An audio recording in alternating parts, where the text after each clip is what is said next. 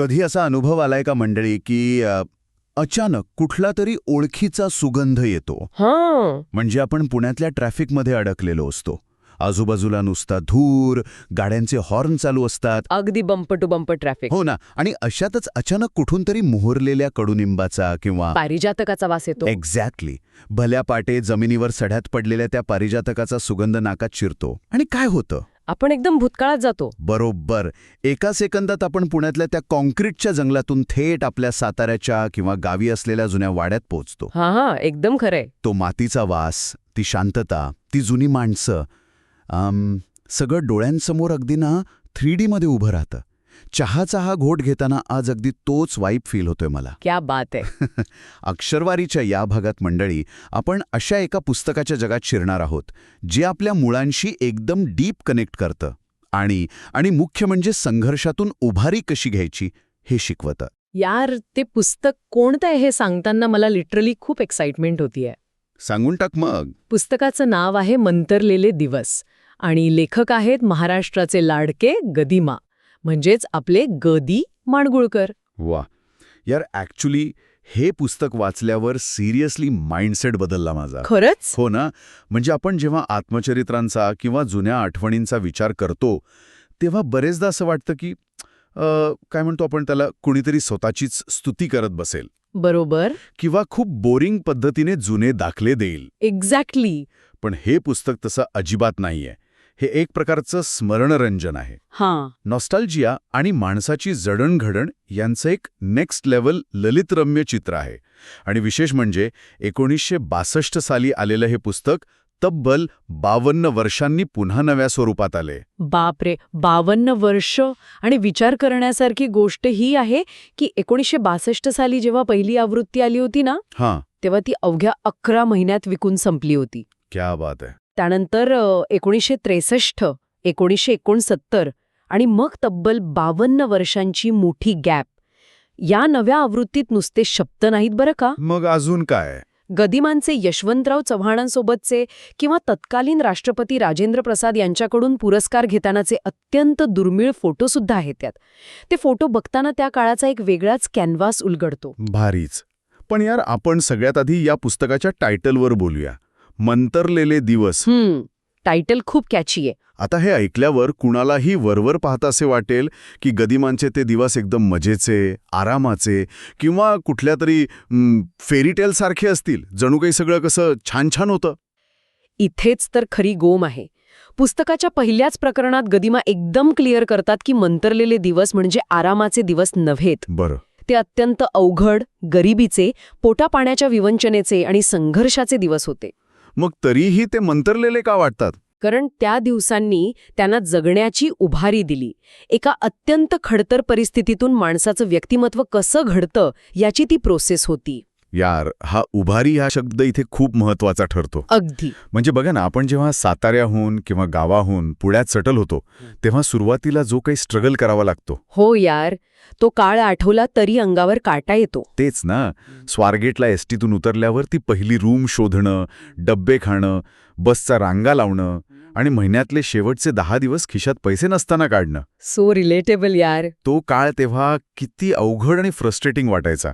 पण आता 10-15 वर्षांनी मागे वळून बघताना असं वाटतं की तोच काळ आपल्यासाठी गेम चेंजर होता. एक्झॅक्टली. त्या दिवसांनीच आपल्याला घडवलं. हो ना. आज जी काही थोडीफार समज आलीये ना, ती त्या संघर्षाचीच देण आहे. गदिमांच्या बाबतीतही हाच नियम लागू होतो. त्यांची बालपणाची ती मुळं, ते संस्कार, तो संघर्ष, या सगळ्या गोष्टींनी त्यांच्या आयुष्याला एक ठोस दिशा दिली. वा. म्हणजे गरिबी, गावाकडची रांगडी माणसं, तिथला लहरी निसर्ग, या सगळ्याचा कच्चा डेटा त्यांच्या मेंदूत लहानपणीच फीड झाला होता. आणि म्हणूनच जेव्हा ते पुढे शहरात आले आणि लिहायला लागले तेव्हा त्यांचा जो आउटपुट होता, म्हणजे ती हजारो गाणी आणि पटकथा, एक्झॅक्टली, तो आउटपुट इतका अचूक आणि काळजाला भिडणारा होता. तो संघर्ष त्यांच्या पुढच्या अफाट कलाकृतींसाठी एक प्रकारचं इंधन ठरला. खूप मस्त अॅनालॉजी आहे. आणि माहिती का, हे इंधन त्यांना कुणाकडून मिळालं? कुणाकडून? तर त्यांच्या कुटुंबाकडून, विशेषतः त्यांच्या आईकडून. अच्छा. पुस्तकात जेव्हा माई म्हणजे गदिमांच्या आईचं व्यक्तिचित्रण येतं ना, ओ माय गॉड, लिटरली रडायलाच आलं मला. अरे बापरे. ती सोशिकतेची मूर्ती होती यार. घराची परिस्थिती कितीही गरिबीची असली, पदरात दारिद्र्य असलं, तरी तिने कुटुंबात जे संस्कार रुजवले ते वाचून अंगावर काटा येतो. ती शांतपणे सगळं सहन करणारी माई वाचताना आपल्या घरातल्या जुन्या पिढीतल्या आजीची किंवा आईची आठवण येतेच. तिने तिच्या दुःखाचं भांडवल कधीच केलं नाही. हे खरंय. पण यार, इथं मला थोडा पुशबॅक द्यावासा वाटतो. म्हणजे काय झालं? आजच्या काळात आपण या सुशिकतेला ग्लोरीफाय करणं कितपत योग्य आहे? म्हणजे गरिबीत निमूटपणे सहन करत राहणं, स्वतःच्या इच्छा मारून कुटुंबासाठी राबत राहणं, हे कुठेतरी जुन्या पिढीतील स्त्रियांच्या असहाय्यतेचं आयडियलायझेशन वाटत नाही का? हा पॉइंट आहे. आजच्या पिढीला हे कितपत पचनी पडेल? हा खूप महत्वाचा आणि लॉजिकल प्रश्न आहे. वरवर बघता ते ग्लोरिफिकेशन नक्कीच वाटू शकतं, पण गदिमा ज्या काळाबद्दल लिहितायत तो काळ आणि तिथली सामाजिक परिस्थिती लक्षात घ्यायला हवी. बरोबर. ती सोशिकता म्हणजे केवळ लाचारी किंवा असहाय्यता नव्हती. तो त्या कुटुंबाचा शॉक ॲब्झॉर्बर होता. वा, शॉक ॲब्झॉर्बर. जर माईने तो मानसिक भक्कमपणा दाखवला नसताना तर ते कुटुंब त्या दारिद्र्यात पूर्णपणे कोलमडून पडलं असतं. गदिमांना त्या सोशिकतेचं उदात्तीकरण करायचं नाहीये. मग काय सांगायचंय त्यांना? त्यामागे असलेली ती निस्सीम माया आणि कुटुंबाला एकत्र बांधून ठेवणारी ती विलक्षण ताकद दाखवून द्यायची आहे. त्या काळात तो एक सर्व्हायव्हल मेकॅनिझम होता. ओके, हा अँगल समजण्यासारखा आहे.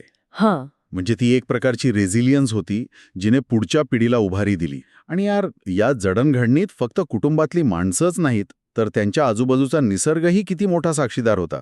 अरे निसर्गाचं तर विचारूच नकोस. इथं आपण मोहरलेला कडुनिंब आणि वेडा पारिजात या प्रकरणांकडे वळायला हवं. कारण गदिमांच्या लेखणीतून निसर्ग कसा अलाईव्ह आणि कॉन्क्रीट होतो हे थक्क करणार आहे. पहाटे पडणाऱ्या पारिजातकाच्या फुलांचं जे वर्णन केलंय ना, ते नुसतं वाचून चालत नाही, ते अनुभवावं लागतं. पहाटेच्या वेळी तो सडा पडलेला असतो, पांढऱ्या आणि केशरी रंगाची ती नाजूक फुलं. हा, एकदम डोळ्यांसमोर तो सीन उभा राहिला. त्यांची ती क्षणभंगुरता आणि बालपणातील मंतरलेपण यांचं कनेक्शन त्यांनी इतकं सुंदर जोडलंय. पारिजातकाचं फूल जसं जसं कोमेजतं तसतसा बालपणीचा तो निष्पाप काळही हातातून निसटून जातो. ऑनेस्टली आजच्या सिमेंटच्या जंगलात हे किती मिस होता ना. खूप जास्त. आजकाल शहरात निसर्गाकडे फक्त एक बॅकग्राऊंड म्हणून किंवा वीकेंड ट्रिपचं डेस्टिनेशन म्हणून बघितलं जातं. पण गदिमांसाठी झाडं आणि ऋतू हे त्यांच्या आयुष्याचे जिवंत साक्षीदार होते. बरोबर. तो कडुनिंबाचा सुगंध जणू एक चावी आहे जी त्यांच्या विस्मृतीत गेलेल्या भावनांचे दरवाजे उघडते. समीक्षक म्हणतात ना की गदिमांच्या शब्दांना विजेचा स्पर्श लाभलाय. म्हणजे काय? तर साधी लाकडाची वखार किंवा मातीचं घर सुद्धा त्यांच्या वर्णनातून असं 3D मध्ये उभं राहतं की आपल्याला त्या मराठमोळ्या मातीचा वास यायला लागतो. एकदम खरंय. वाचताना आपण फक्त शब्द वाचत नसतो, तर तो प्रसंग प्रत्यक्ष डोळ्यांनी बघतोय असा तो सजीव समूर्त अनुभव असतो. आणि याच निसर्गाच्या आणि परिस्थितीच्या कठोरपणातून तिथली माणसं घडत असतात. इथं आपण एका वेगळ्या कॉझॅलिटीकडे वळतो. कोणत्या? गावाकडचा तो कोरडा, लहरी निसर्ग आणि दारिद्र्य यामुळे तिथल्या माणसांना टिकून राहण्यासाठी बाहेरून एक अतिशय कठोर आवरण धारण करावं लागतं. बरोबर. आणि यातूनच शंकर काकांसारखी पात्र जन्माला येतात. व्यक्तिचित्रण कसं असावं याचा हा एक मास्टर क्लास आहे. शंकर काका काय कॅरेक्टर आहे? शंकर काका म्हणजे एक असं पात्र जे बाहेरून एकदम राकट, कठोर, म्हणजे थोडक्यात अद्दंड वाटतं. हो, कायम रागात असलेले. गावातला तो एक टिपिकल प्रोटेक्टिव्ह कर्ता पुरुष जो कायम रागात वाटतो, वरून सतत ओरडत असतो. पण आतू मात्र ते तितकेच हळवे आहेत. म्हणजे कुणाला न सांगता गुपचूप मदत करणं किंवा वरवर ओरडून आतून कुटुंबाची काळजी करणं, हा जो विरोधाभास आहे ना, तो गदिमांनी फार अचूक पकडलाय. आणि याच रांगड्या गर्दीत एक अत्यंत वेगळं पात्र भेटतं, ते म्हणजे नेम्या. हो ना, नेम्या. नाही यार, ऑथरचा पॉइंट वेगळा होता इथं. मला वाटतं गदिमांना नेम्यासारख्या उपेक्षित आणि तरंगी पात्रातून फक्त गावाकडचं कठोर सोशल स्ट्रक्चर आणि त्यावेळच्या रूढी परंपरा कशा होत्या हेच दाखवायचं होतं. असं वाटतं तुला? हो ना. बेसिकली ती एक सोशोलॉजिकल केस स्टडी आहे. गावातल्या एका विशिष्ट वर्गाचं प्रतिनिधित्व करणारा तो एक नमुना आहे. अरे काहीतरीच. नीट वाचलं नाहीस तू? अरे असं का? ओके, सांग तुझं व्हर्जन. अरे गदिमांचा उद्देश त्याला फक्त एक केस स्टडी बनवणं नव्हताच मुळी. त्यांना त्या उपेक्षित माणसाला माणूस म्हणून बघायचं होतं. अच्छा. त्याच्यातली डिग्निटी म्हणजे आत्मसन्मान दाखवायचा होता.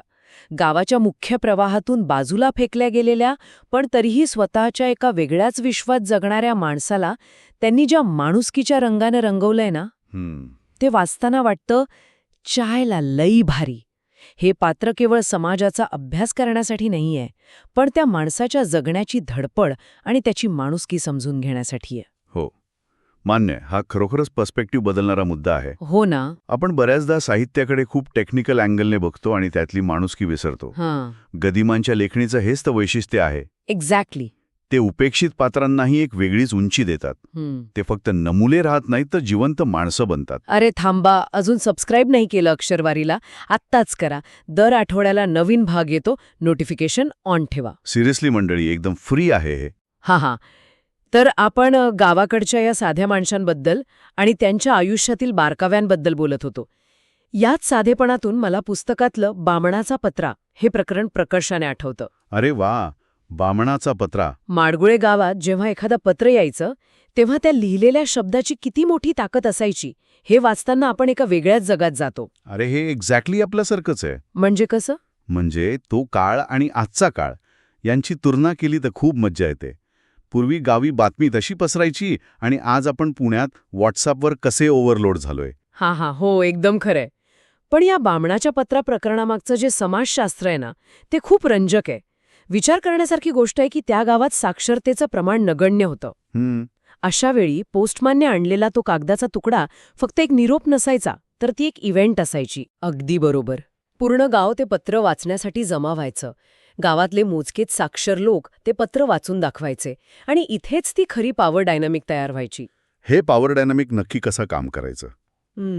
थोडं सोप्या भाषेत सांगायचं तर, जो माणूस पत्र वाचतोय तो त्या काळाचा गुगल आणि व्हॉट्सॲप दोन्ही होता. हा, भारी उपमा आहे ही. माहितीचा पूर्ण कंट्रोल त्याच्या हातात असायचा. समजा पत्रात एखादी वाईट बातमी असेल तर तो वाचणारा माणूस त्याच्या आवाजाच्या टोनने किंवा शब्दांच्या फेरफारीने त्या बातमीची तीव्रता कमी जास्त करू शकत होता. बापरे, हो ना. लिखित शब्दांवर असलेली ही मक्तेदारी एका संपूर्ण गावावर मानसिक सत्ता गाजवायची. गदिमांनी इथं मौखिक परंपरेकडून म्हणजे ओरल ट्रेडिशनकडून लिखित शब्दाकडे जाणारा समाज किती अचूक टिपलाय. आणि हे सगळं वाचताना ना, जेव्हा आपण कधी सुट्टीत गावी जातो तेव्हा पारावर बसून गप्पा मारण्याचा तो वाईब आणि एकमेकांशी असलेला तो थेट संवाद आजही किती रिलेटेबल वाटतो हे जाणवतं. खूप जास्त रिलेटेबल वाटतं. थक्क करणारा आहे. विचार करा मंडळी, गणितात 10वी नापास झालेला हा मुलगा गणित या विषयामुळे ते मॅट्रिकची परीक्षा पास होऊ शकले नाहीत. पण शाळेतली ती परीक्षा नापास झालेला हा माणूस पुढे जाऊन 10 भाषा शिकतो. 10 भाषा? हो, मराठी, हिंदी, इंग्रजी, उर्दू, बंगाली, गुजराती, पंजाबी, कन्नड, तमिळ आणि तेलुगू या सगळ्या भाषांवर त्यांनी प्रभुत्व मिळवलं. क्या बात आहे. आणि नुसत्या भाषा शिकले नाहीत, तर त्यांनी तब्बल 157 चित्रपटांच्या पटकथा लिहिल्या. व्ही. शांताराम यांचा दो आंखे बारा हात, नवरंग सारख्या गाजलेल्या हिंदी चित्रपटांचे लेखन केलं. गुरुदत्ताच्या प्यासाची मूळ कथा त्यांचीच होती. आणि सगळ्यात कळस म्हणजे गीता रामायण. हा 56 गाण्यांमधून त्यांनी संपूर्ण रामायण असं काही उलगडून दाखवलं की लोक त्यांना खऱ्या अर्थाने आधुनिक वाल्मिकी म्हणू लागले. एक सामान्य मुलगा ते आधुनिक वाल्मिकी हा प्रवास सोपा नव्हता. अजिबात नाही. वि. स. खांडेकर यांच्यासारख्या दिग्गजाचे लेखनिक म्हणून त्यांनी सुरुवातीला काम केलं. तिथे त्यांच्यावर जे साहित्यिक संस्कार झाले ते खूप महत्त्वाचे ठरले. पण या सगळ्या प्रवासात आणि त्यांच्या एकूणच साहित्यात मला एक गोष्ट प्रकर्षाने जाणवते. कोणती? ती म्हणजे त्यांच्या शब्दातला संयम. हा संयम म्हणजे नक्की काय? कसा दिसतो तो त्यांच्या लिखाणात? बघा, बऱ्याचदा जेव्हा मूक त्यांच्या स्वतःच्या स्ट्रगलबद्दल किंवा गरिबीबद्दल लिहितात तेव्हा त्यात एक प्रकारचा मेलोड्रामा येण्याची शक्यता असते. बरोबर. मी किती भयंकर दुःख सहन केलं, माझ्यावर किती अन्याय झाला, मी किती बिचारा होतो, असा तो सूर असतो. पण गदिमांच्या लेखणीत हा मेलोड्रामा कुठेही दिसत नाही. एक्झॅक्टली. यांच्याकडे विलक्षण संयम आहे. ते त्यांच्या दुःखाचं प्रदर्शन करत नाहीत. एखादा अतिशय दुःखद प्रसंग ते अत्यंत मोजक्या शब्दात सांगून मोकळे होतात. पण तरीही त्या मोजक्या शब्दातून वाचकाच्या मनात व्याकुळ भावस्पंदने उठतात. वा, हे अगदी खरं आहे. ते जे काही न सांगता सोडून देतात ना, त्या रिकाम्या जागेत वाचक स्वतःच्या आयुष्यातल्या आठवणी आणि भावना रिलेट करू शकतो. हो ना? म्हणूनच हे पुस्तक आजच्या काळातही इतकं रिलेटेबल वाटतं. तो संयमच त्या शब्दांना एक वेगळी खोली देतो. अगदी बरोबर. आणि म्हणूनच आपण जेव्हा या सगळ्या प्रवासावर, त्या मंतरलेल्या दिवसांवर आणि त्यातून मिळालेल्या उभारीवर विचार करतो तेव्हा मला एक खूप महत्वाचा आणि थोडा प्रोव्होकेटिव्ह विचार इथे मांडावासा वाटतो. सांग की. गदिमांनी त्यांच्या संघर्षाच्या दिवसांना, त्या गरिबीला, स्मरणरंजनाच्या किंवा नॉस्टॅल्जियाच्या फिल्टरमधून बघितलं आणि त्यातून स्वतःसाठी उभारी शोधली. बरोबर. तो अत्यंत कठीण काळ त्यांनी स्वतःच्या मानसिक बळावर मंतरलेला बनवला. हो. पण आजच्या आपल्या पिढीचं काय? आपण सतत धावतोय. प्रत्येक गोष्ट, प्रत्येक क्षण आपण मोबाईलच्या कॅमेरात रेकॉर्ड करतोय. सगळं काही डिजिटल मेमरीमध्ये क्लाउडवर सेव्ह होतंय. पण आपल्याकडे स्वतःच्याच त्या जुन्या आठवणींकडे शांतपणे वळून बघून त्यातून अशी उमेद किंवा उभारी शोधण्याची सवड खरंच उरली आहे का? अरे बापरे. आपण फक्त पिक्सेल्स आणि डेटा साठवतोय की त्यातून जगण्याचं खरं इंधन मिळवतोय? हा प्रश्न प्रत्येकाने स्वतःला विचारण्यासारखा आहे. खूपच डीप विचार आहे हा. आपण भूतकाळाला कसं बघतो हेच आपलं भविष्य ठरवत असतं. आणि हे पुस्तक आपल्याला तो भूतकाळ बघण्याचा एक अत्यंत प्रगल्भ दृष्टिकोन देतं. म्हणूनच हे पुस्तक नक्की वाचा. पर्स्पेक्टिव्ह बदलेल, गॅरंटेड. कमेंट करा कुठला पार्ट सगळ्यात रिलेटेबल वाटला. पुढच्या भागात एक और मस्त पुस्तक येतंय. मिस करू नका. बाय. जय महाराष्ट्र.